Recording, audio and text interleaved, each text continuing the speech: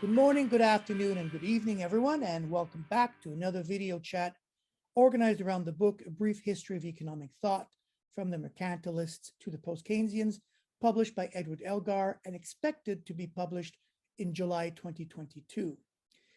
In honor of this book, I wanted to do something different, so I thought of sitting down with each of the authors to discuss their chapter and their contributions to the book. Today's guests, William McColloch and Matias Vernengo. William McColloch is Associate Professor of Economics at Keene State College in New Hampshire, where he teaches courses in the history of economic thought, macroeconomics, and monetary economics. He received his PhD and his Master of Science degrees in economics from the University of Utah and holds a BA in economics from Bard College. His work has appeared in the Journal of Economic Issues, the Review of Radical Political Economy, and the Review of Keynesian Economics. His current research concerns the rise to dominance of marginalist analysis and its relationship to early American institutionalism.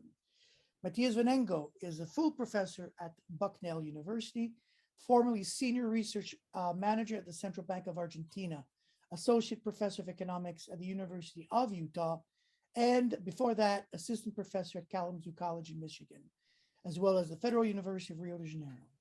He has been an external consultant for several United Nations organizations like the Economic Commission for Latin America and the Caribbean, the International Labor Organization, the United Nations Conference on Trade and Development, and the United Nations Development Program.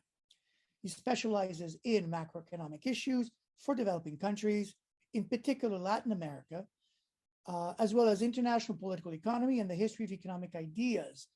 He's also the co-editor of the Review of Keynesian Economics and co-editor-in-chief of the New Palgrave Dictionary of Economics.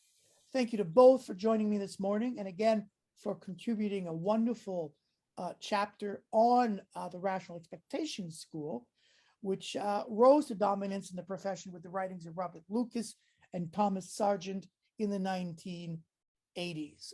So let me start with a very general question. What are the fundamental ideas of the rational expectation schools? In a few words, how could you describe this approach? Sure. First, thanks very much for the opportunity both to contribute to the book and to talk today. I think in some respects it helps maybe to start from the conclusions rather than the methodology. And perhaps the most fundamental idea is a reassertion in the belief of the ability of market economies to achieve stability and full employment in the absence of large-scale government intervention. And in that sense, the Rational Expectations School was part of a counter-revolution against Keynesian or activist policymakers that viewed mature capitalist economies as being inherently unstable in some way, and that saw the market as a force to be tamed.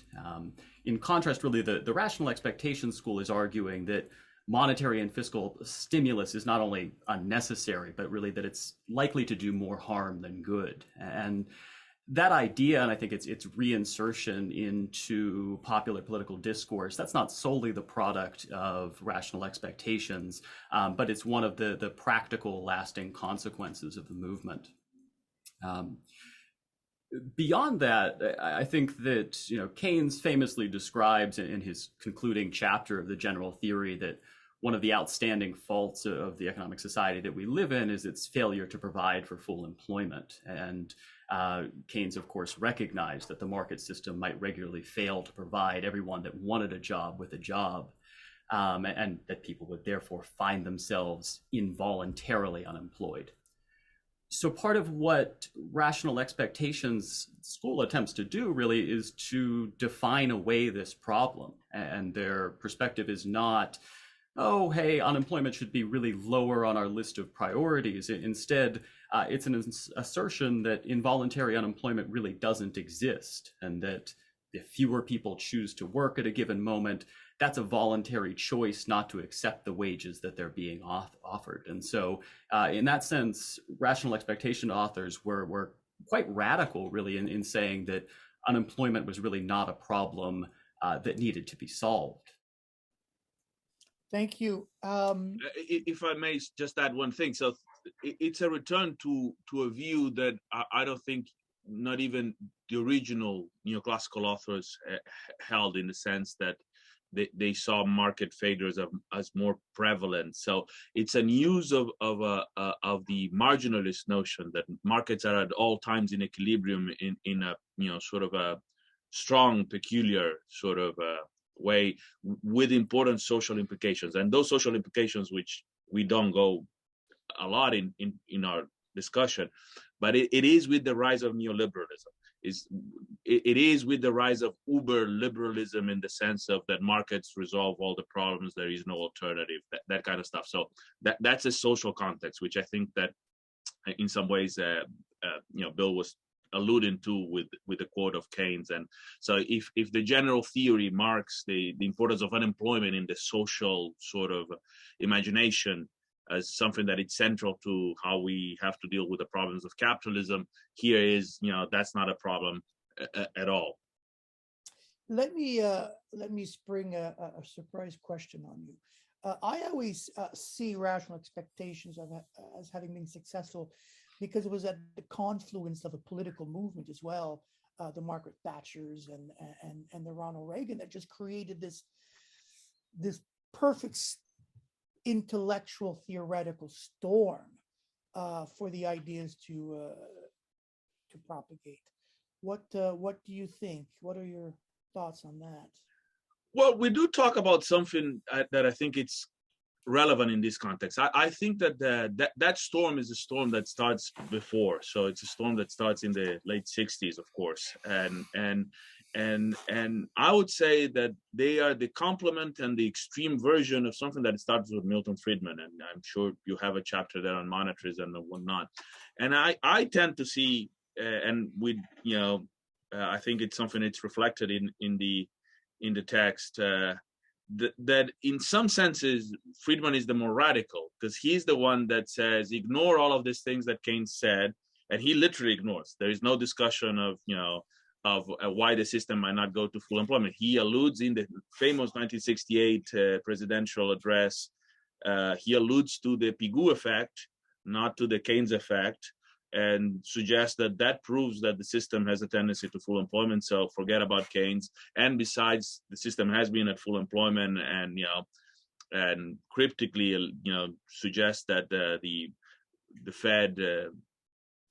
I may be going on, but that the independence of the central bank, sort of shows the Fed Treasury Accord is the empirical basis of this independence, shows that the market left alone produced full employment. So and the danger will be inflation. So that's the other thing. The danger will be inflation. So if you have inflation paranoia, this is where this school comes. So I think that you're right, that it starts earlier. I would say it starts there in the late 60s, and this is the pinnacle of that. But by the late 70s, they're definitely in power. And as Lucas says, if you discuss Keynesian ideas at this point, people will laugh. Yeah, absolutely. You mentioned Friedman's presidential address in 1968. I'll put a link below to the special issue that we did in the Review of Keynesian Economics, which is a fantastic issue. For those who haven't consulted it, I'll put a link. William, I want to go back to a word that you used, counter-revolutionary. And I want to touch on how big an impact the rational expectations had on the profession. And I think it's difficult to overstate the influence that rational expectations had on the profession in a lot of ways. When Lucas was awarded the Nobel Prize in '95, the committee said as part of the announcement that he had exercised the greatest influence on macroeconomic research since 1970. And while I think those kinds of discussions, oftentimes they trade in hyperbole, I'm not sure that is hyperbole. I think that there's some accuracy to that. And connecting to what Matias was saying, I think that you can see Lucas very much as a continuation of Friedman's counter-revolution against Keynesian ideas. And while there are important stylistic differences that I think we'll get into and discuss, Lucas suggests at one point basically that the fundamental difference between he and Friedman was that he liked mathematics and Milton Friedman didn't. And that's probably an oversimplification, of course, but I think it captures an important aspect of that continuity. It reminds me of a quote by Joan Robinson where she says, I didn't use mathematics, so I was forced to think, or, a quote, something like that. Well, I would, there is the, I think, Orwell that says that Bernard Shaw is McColloch and water. I would say Lucas is Friedman and water. Yeah. It's so, the water here is the math. So at the end of the day, it's Friedman and informatization. And there's some methodological differences, but as Bill alluded, but it's very much a continuation. So I keep reaching for some of these old texts, and I'm reading an old paper by Friedman right now on the central bank independence. People don't write like that anymore. There was such a power in the language that they used. That fair enough, but there is an analytical. So the natural rate. That's the thing that I think we do say that in the text. There is an analytical concept that it's fundamental, and Lucas, just builds on the work of Friedman, which is the idea that the natural rate is a strong attractor for the economy. It's just is much more of a strong attractor in Lucas than it ever was. Friedman is more willing to accept the idea that market and government imperfections imply situations of disequilibrium. He's still very much, again, a laissez-faire guy, but there is this sort of distinction. One of the things that has always been criticized about the rational expectation school is, I guess, their lack of realism, that the model has very little to do, or that the proponents of that approach don't really care much about how realistic their model is. What can you say to that? Sure. Here again, I think there's a place where you can see an important continuity with Friedman. And so I think looking at Friedman's famous essay on the methodology of positive economics, there's a very clear aspect of continuity there. Now, some of what Friedman has to say there is, I think, at a minimal level true, which is that reality is complex, economic life is complex, and if we're going to have a tractable, viable model that we can work with, inescapably, we need to make simplifications. That's, in some sense, a throwaway point. The larger, claim that I think Friedman wanted to make, and that carries over into the work of Lucas and rational expectations authors, is that criticisms of the assumptions of economic models, criticizing a model for, assuming that agents are rational, that they are fully informed, that they make choices on the basis of their lifetime income or infinitely lived income, it's a misplaced criticism to focus on those kinds of assumptions, and that what should matter, what should be the test of a theory, is whether its conclusions can be falsified.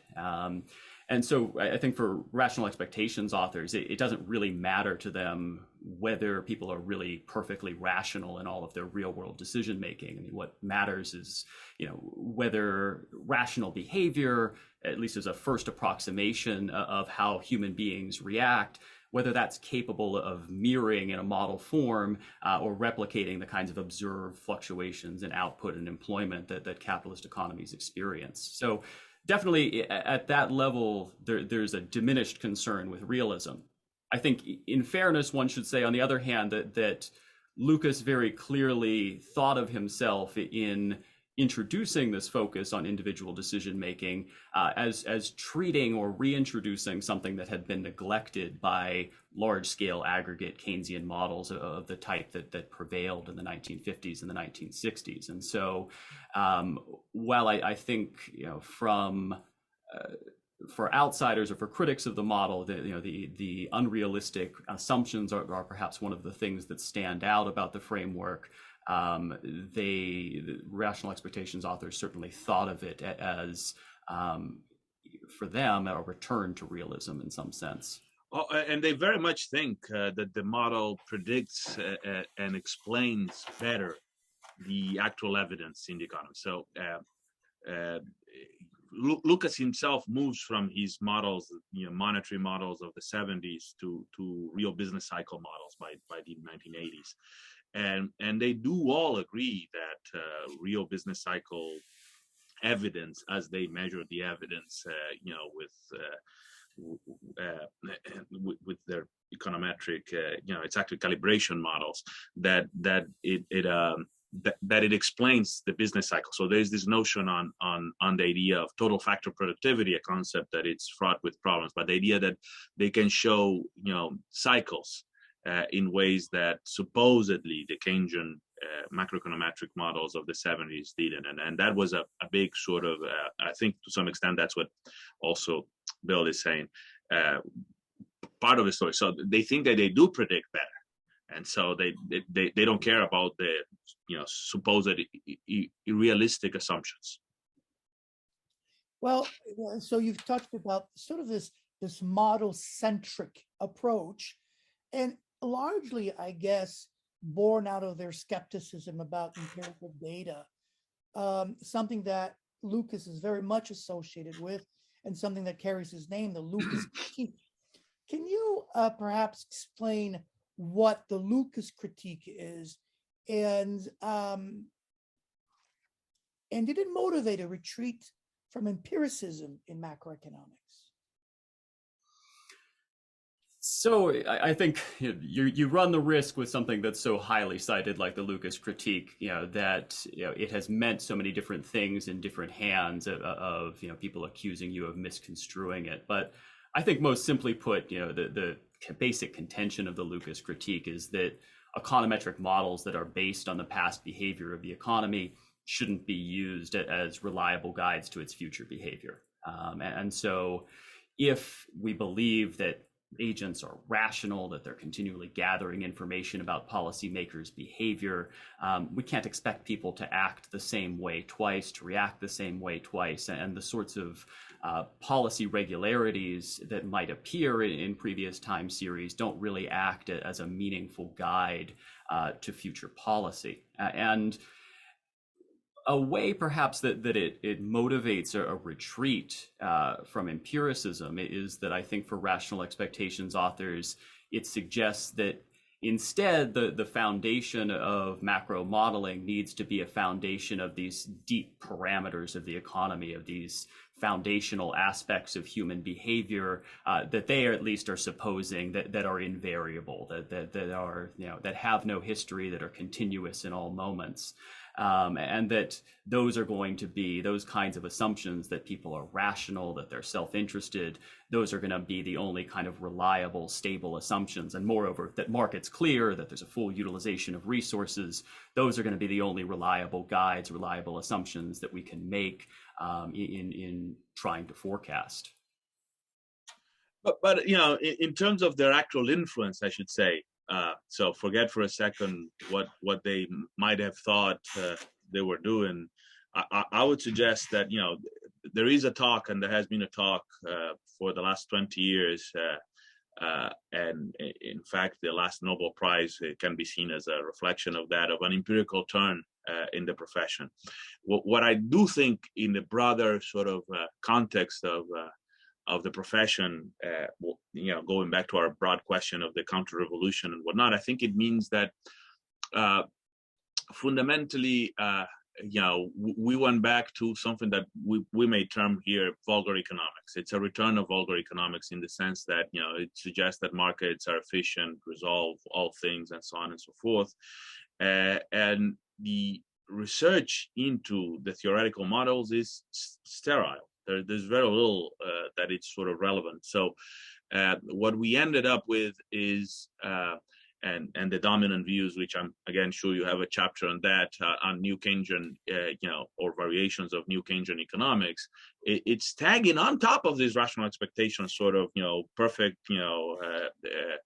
equilibrium models at all times, variations of imperfections.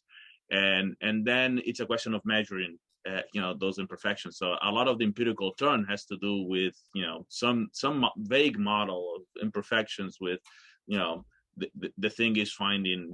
So that is a lasting influence, I would say, of the rational expectations, sort of a negative one. I don't think that that's what Lucas, has in the back of his mind as, what's relevant. He has turned to thinking about issues of growth since the 1980s, and so that's the only. Cycles don't matter. The markets, it's reflections of markets reacting to shocks, and so they optimally react to shocks, and that's that. There's nothing much you can do about cycles anyways. So let's concentrate on what makes and explains growth. And also the explanations are, I should say, very naive. I mean, it's at the end of the day some human capital story. So it's, invest on education and we're all fine, and something along those lines. So the fact that this kind of vulgar, naive kind of economics has dominated is a lasting effect of the rational expectation school.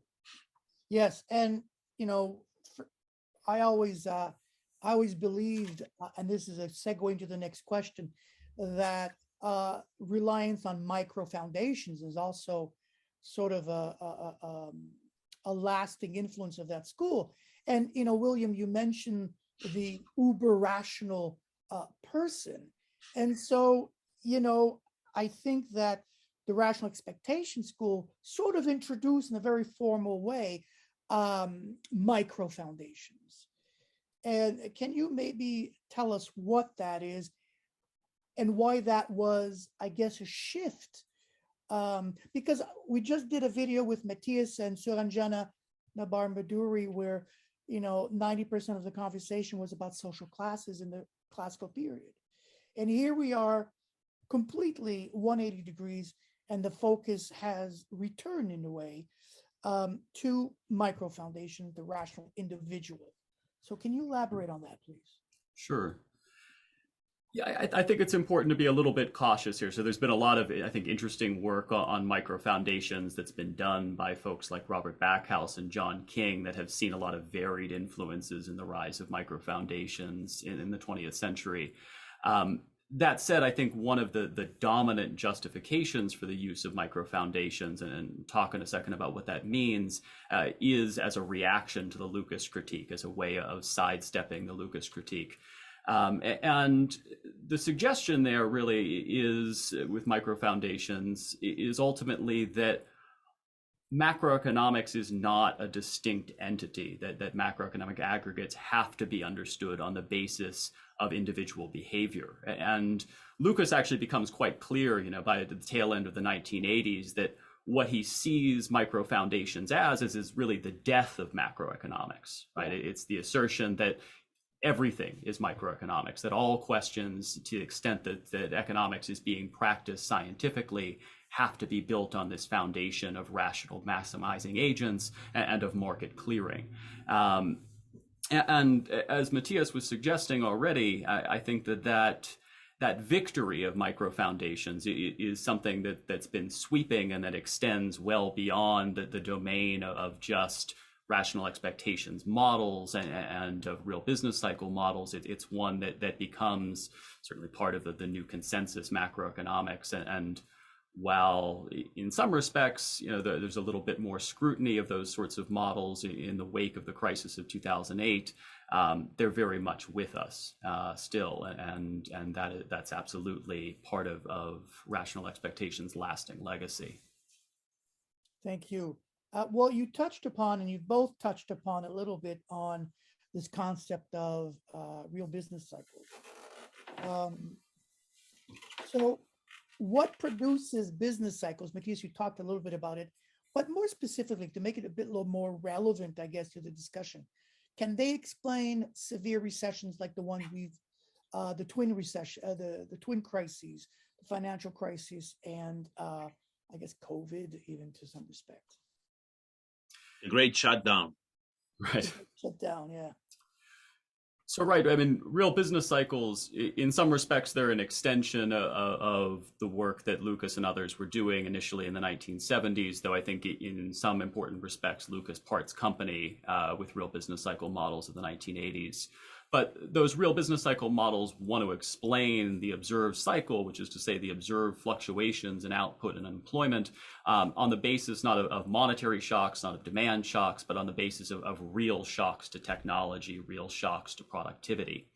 And one of the claims that I think that goes along with those real business cycle models is that they, in some sense, want to get away from a binary of upturns are good things and downturns are bad things, that we're always in equilibrium. We are always experiencing an equilibrium reaction, an optimal reaction to changing conditions, to those changing shocks. Now, the difficulty with that view, I think, and it's something that we discuss in some detail in the chapter that we put together, is that it's very difficult to find the appropriate kind of evidence of the sorts of technological shocks that would be necessary to really substantiate that view. It's, of course, easy enough to think about technological progress over time, but what the real business cycle view also really demands is that there have to be moments of technological regression. There have to be moments in which there's some kind of de-evolution of technology. And particularly when we think about severe downturns, severe recessions, events like the Great Depression, events like 2008, it's extraordinarily difficult to point to clearly what exactly those negative technological shocks would be.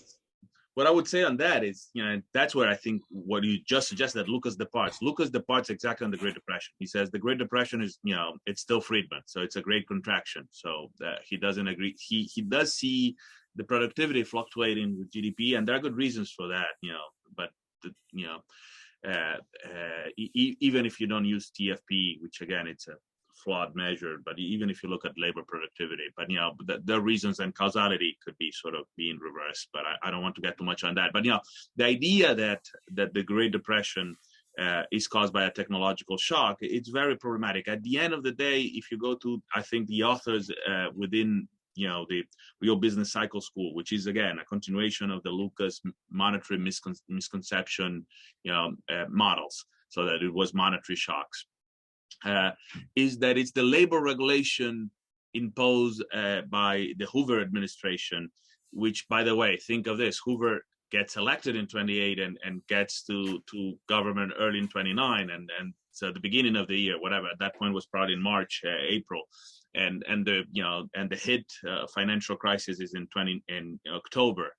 And the notion is that these regulations produce, because regulation could be a negative technological shock in the sense that you affect the way in which the economy works, like an oil shock or something like that causes the depression. And so it is a very sort of strong proposition. So the notion that you would dissociate the brutal financial shock and its effects on debt, and through debt on the abilities of corporations and individuals, consumers and so on and so forth to spend, it's unconscionable. And the notion that and the fact that Lucas himself says, well, that's not visible in the data, I think says a lot about that. So that the main explanation for the business cycle is one that excludes most observed downturns in the economy.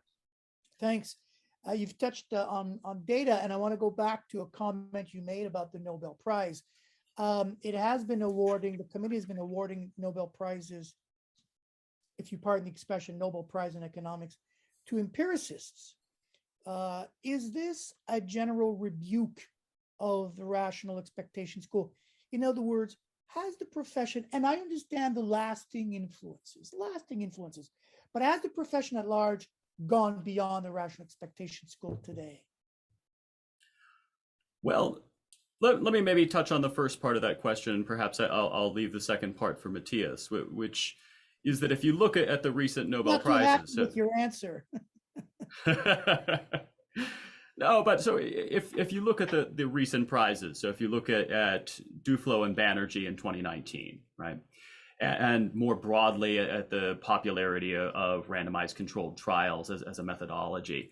I think one of the things that you see there is a methodological acceptance of some of the key tenets of rational expectations. So what's part and parcel of their view and their larger approach is to conceive of global poverty as a microeconomic problem, as a problem that has very little role for macroeconomic policy in it. And the question then becomes, how exactly are individuals going to respond to certain targeted policy changes? How are individuals going to modify their behavior in response to changing incentives? And so while that's a framework that in some sense departs from blackboard models of self-interested rational agents, it's also one that I think accepts that all of the solutions to poverty must be micro-founded. You could maybe make a stronger case when you look at the most recent prize given to David Card that's more of a rebuke. But even there, so I think there's something that's telling. So if you read or if you listen to Card's Nobel acceptance speech that he gives, one of the things that he does in the course of that speech is he speaks to criticisms of his work on labor markets that have been raised here. And he makes a very direct allusion to the Lucas critique in that discussion, which he basically accepts. He says that we need to be wary of the fact of whether or not we can extract lasting conclusions from previous historical data, and makes reference to the decline and ultimately the perceived failure of the macroeconometric models of the 1960s as a kind of cautionary tale. So you see there, the Lucas is of course still with us, but you see the specter of Lucas at work. Thank you. Matias, last words. Oh, I tend to agree with what he says. I don't think that there, in many ways, there might be a break as he was. I think Bill did respond to some extent to your second question. With the Card story. The Card story is, it seems like a rebuke, but it's not really. There are deeper issues in which I think it's still very much part of the dominant sort of view, and I'm going to escape a little bit of that question, and because we brought again back the 1960s and 70s macroeconometric models, to suggest that there is something about those. So those models are not fashionable anymore among the mainstream, structural models that try to look at parameters. But there's some Ray Fair still, I suppose the Coles Commission, the old Coles Commission at Yale still does some of those things. But I think it says something about something that I think I did work with Wynne Godley for 2 years at the Levy, and so this brought back some of those ideas. Those models were actually quite successful. So the models in the way some more heterodox Keynesians thought about those models was not about making predictions. So of course, there is a shock, and you won't be able necessarily to know that the shock happened. So, but the model can replicate and understand what's going on. And the way it was thought, it wasn't about parameter measurement, which I think Bill also correctly pointed out that there is, even post Lucas critique and in the context of the empirical turn, there is a concern with empirical with the empirical measurement of these parameters, deep parameters that say something deep about the behavior of rational individuals. Godley always says that he was less interested about the parameters. Of course, you have some behavioral equations in there, and you estimate something that is broadly speaking behavioral. But the central thing was the accounting structure. The accounting structure implied, that everything came from somewhere and went somewhere, and it imposed, more importantly, a structure of causality. And it was that structure, what he called the architecture of the model. So that structure of causality, that architecture of the model, is what drove the results. And it was used to think in terms of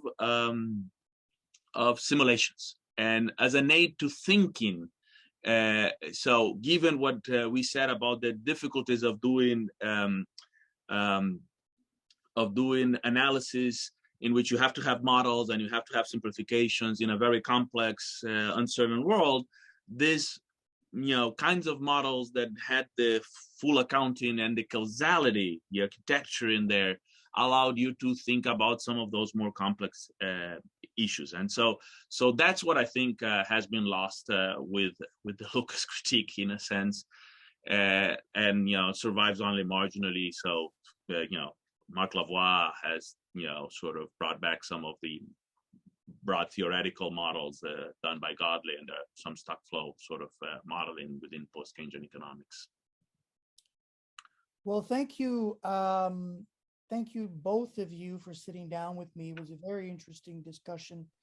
And you mentioned Lavoie and Godley, certainly a tradition that is gaining a lot of popularity amongst especially the younger post-Keynesians today. Thank you very much to both of you for sitting down. Thank you. Thank you. Stay safe. Bye-bye. Take care.